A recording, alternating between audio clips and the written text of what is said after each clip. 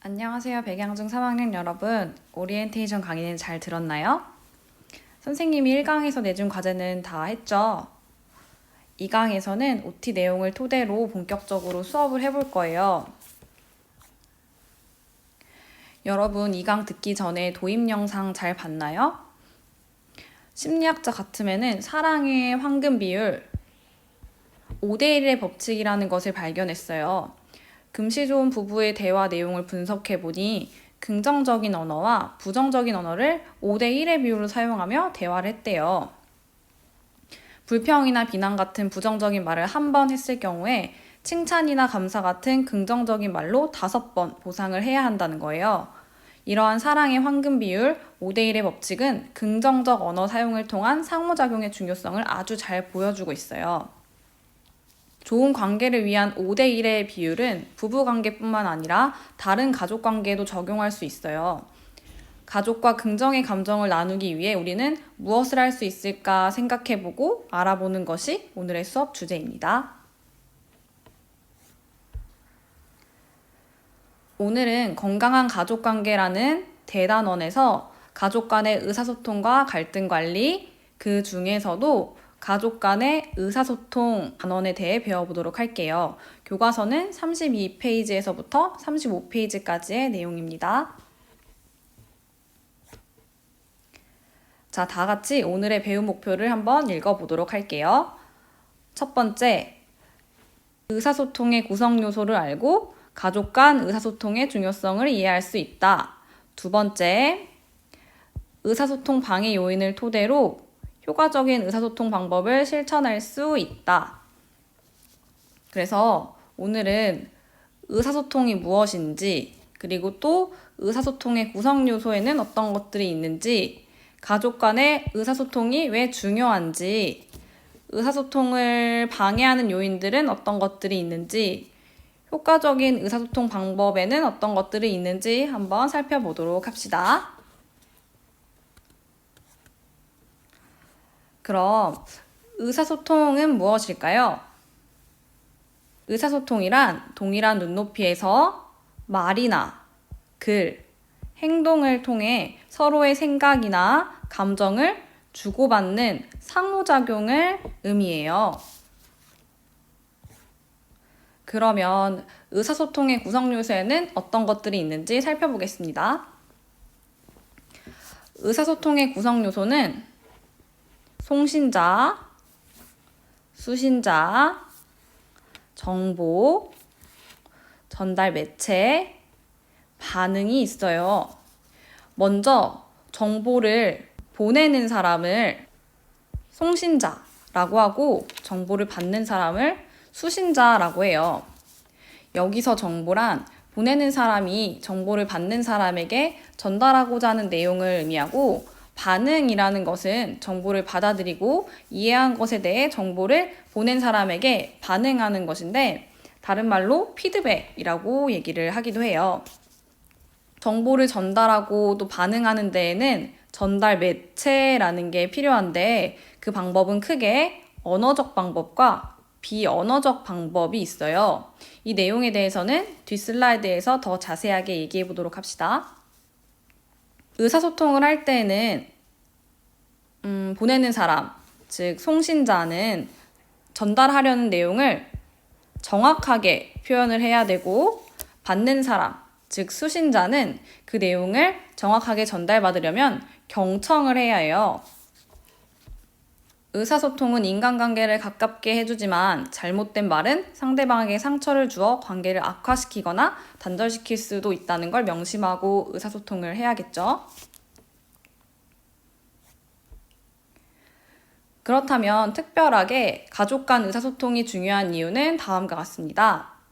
가족 내에서 의사소통이 원활하게 이루어지면 가족 구성원 간 애정과 신뢰, 그리고 결속력이 증진되어 갈등을 예방하거나 갈등이 생겼을 때 원만하게 해결할 수 있기 때문이에요. 이 전 슬라이드에서 잠깐 언급했었는데 의사소통 방법에는 크게 두 가지가 있다고 했었는데 기억나나요?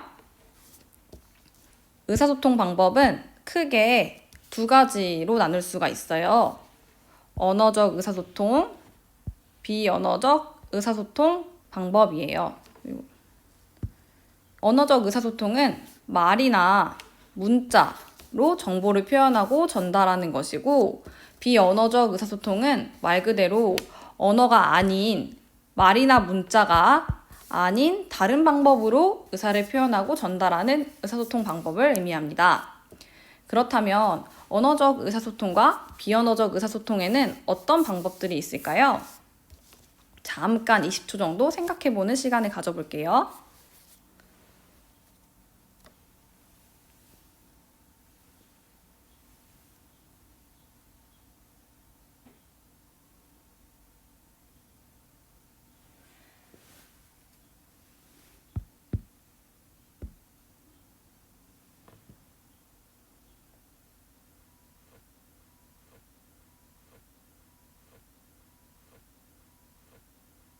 잘 생각해 봤나요?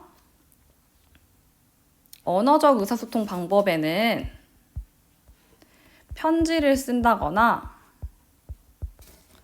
이메일을 쓰는 방법들이 있을 수 있고, 비언어적 의사소통 방법에는 목소리나 태도, 몸짓, 표정, 옷차림,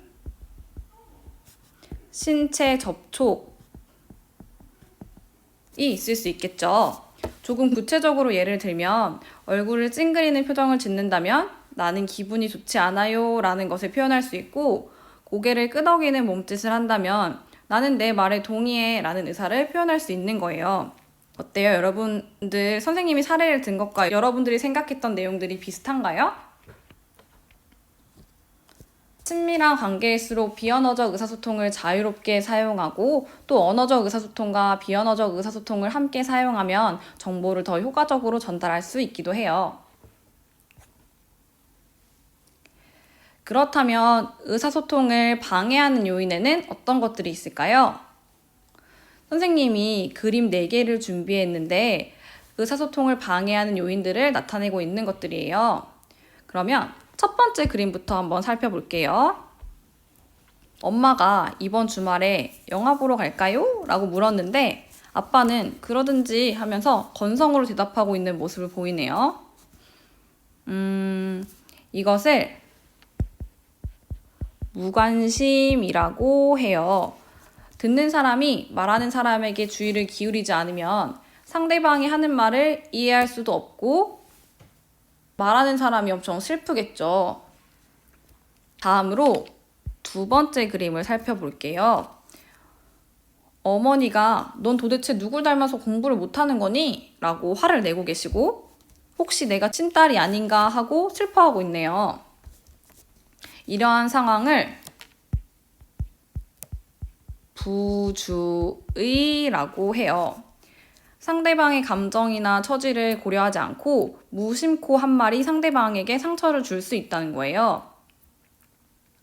그러니까 우리가 의사소통을 할 때는 상대방의 감정이나 처지를 고려해서 어떤 말이든 무심코 내뱉지 않도록 주의를 기울여야겠죠.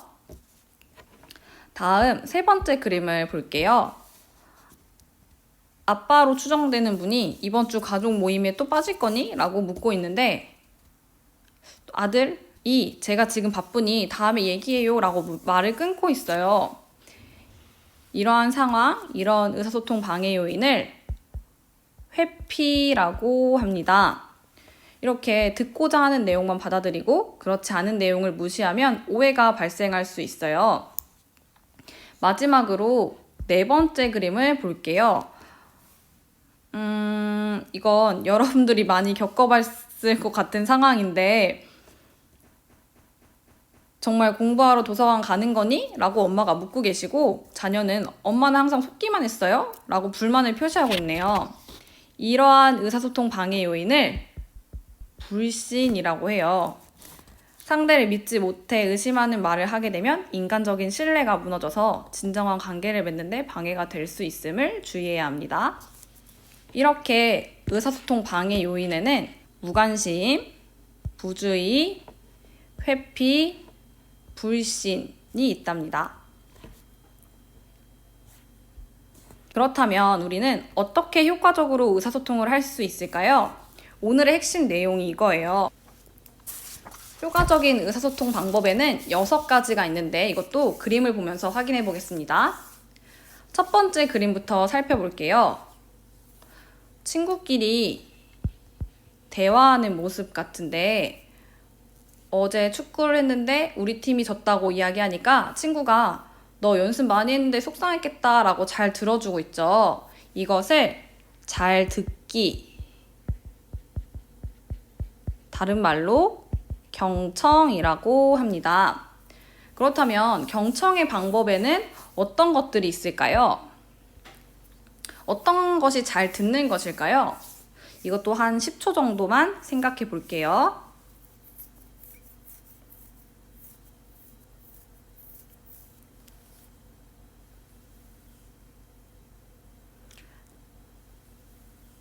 잘 생각해 봤나요? 잘 듣는다는 것은 상대방의 눈을 바라보며 주의를 기울여 듣는 것이 있을 수 있고 또 고개를 끄덕이고 대답하는 것 같이 상대방의 말을 인정해주는 반응을 보여주는 것들이 잘 들어주는 방법이라고 할 수 있을 것 같아요. 그럼 두 번째 그림을 볼게요. 두 번째 그림은 엄마는 너를 많이 걱정했단다 라고 얘기하니 자녀가 죄송해요, 조심할게요 라고 대화하는 장면이에요.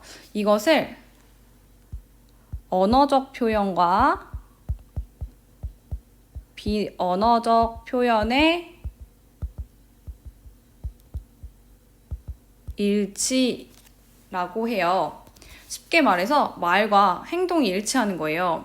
예를 들어서 부모님께 죄송하다고 할 때 화가 엄청 나 있는 상태에서 막 씩씩거리면서 죄송해요 라고 말하면 부모님과 더 큰 갈등이 발생할 수 있다는 거죠. 그러니까 언어적, 비언어적 표현을 일치시키는 건 굉장히 중요하다고 할 수 있어요. 다음 세 번째 그림을 보겠습니다. 세 번째 그림은 옷 사러 갈 건데 같이 가줄래? 라고 물으니 친구가 미안, 오늘은 할머니 댁에 가야 해 라고 대화하는 모습이에요. 이것을 솔직하게 표현하기 라고 해요. 자신의 생각과 감정을 숨김없이 표현하면 더 효과적인 의사소통을 할 수 있어요. 그래서 선생님은 누군가가 뭐 먹을래? 라고 물을 때 아무거나 라고 절대 대답하지 않아요. 꼭 먹고 싶은 음식을 말하고 있답니다.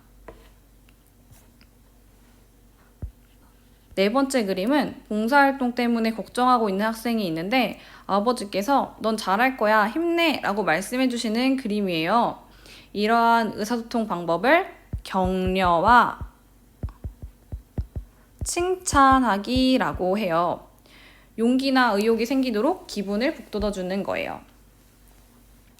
다섯 번째 그림은 어머니께서 내가 연락도 없이 집에 오지 않으니 걱정이 되었단다 라고 말씀하시니까 자녀가 죄송해요, 휴대전화 전원이 다 되어 그만이라고 말하면서 대화를 나누고 있는 장면이네요. 이것을 나 전달법이라고 합니다. 나 전달법으로 표현하기라고 해요. 나를 주어로 생각과 감정을 표현하는 것을 나 전달법이라고 하는데 이 나 전달법에 대한 구체적인 이야기는 뒷 슬라이드에서 다시 다뤄보도록 할게요. 여섯 번째 그림을 볼게요. 이 그림은 오늘 친구와 말다툼을 해서 속상해 라고 말하니 옆 친구가 그랬구나, 지금 마음이 불편하겠구나 라고 말해주고 있네요. 이것을 공감하기라고 해요. 공감하기란 상대방의 입장이 되어 이해하는 것을 말합니다. 다음 페이지에서는 나 전달법에 대해서 보도록 할게요. 그렇다면 방금 말했던 나 전달법에 대해 이야기해 볼게요. 나 전달법이란 나를 주어로 생각과 감정을 솔직하게 표현하는 거라고 했었죠. 나 전달법은 책임이 상대방에게 있지 않고 말하고 있는 나에게 있음을 알려주는 대화 방식이에요. 반대로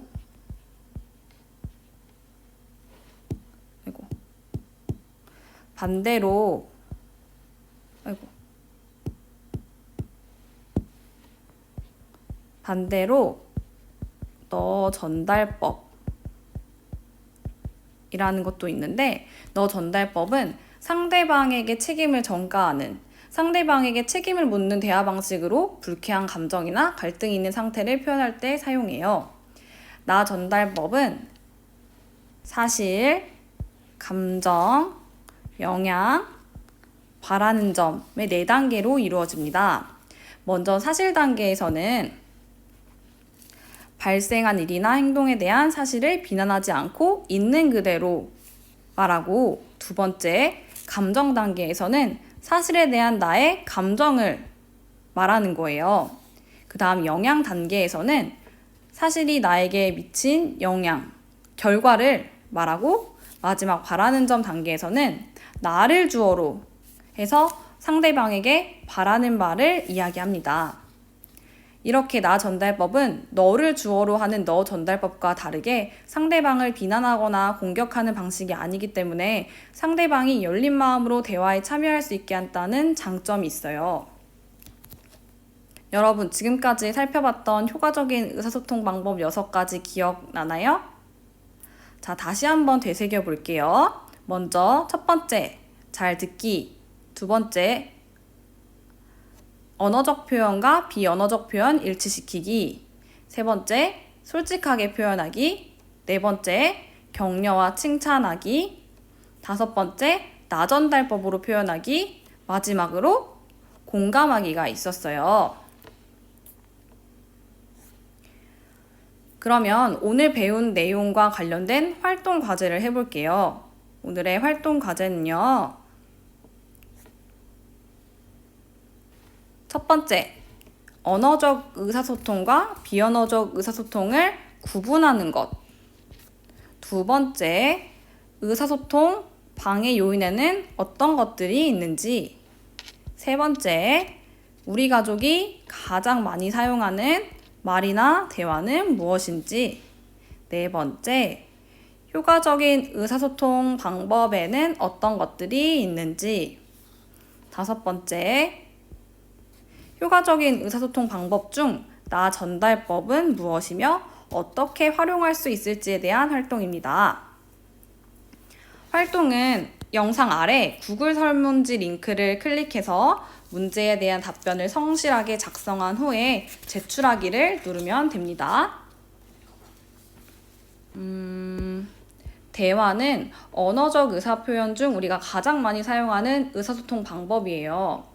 효과적인 대화가 이루어지면 오해도 풀고 관계를 강화시키기도 하지만, 잘못된 대화는 분노와 실망감 같은 불쾌한 감정을 불러일으켜서 상대방과의 관계를 악화시킬 수도 있어요.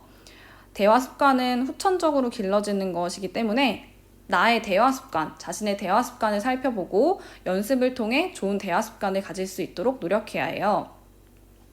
오늘 배운 내용을 토대로 여러분들도 좋은 대화 습관을 가질 수 있겠죠? 오늘 강의 열심히 들어주어서 고마워요.